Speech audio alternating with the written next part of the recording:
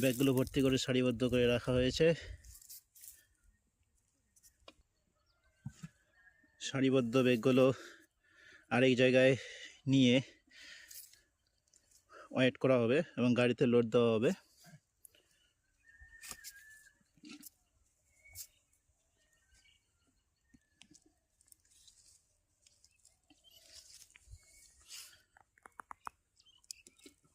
কৃষিপ্রেমী বন্ধুরা দেখতে পাচ্ছেন একটা গাছে কত ফল, 10 থেকে 15 কিলো হবে। এবং এবার বাজারে চাহিদা রয়েছে খুব, 15 থেকে 20 টাকা কেজি দরে বিক্রি হচ্ছে।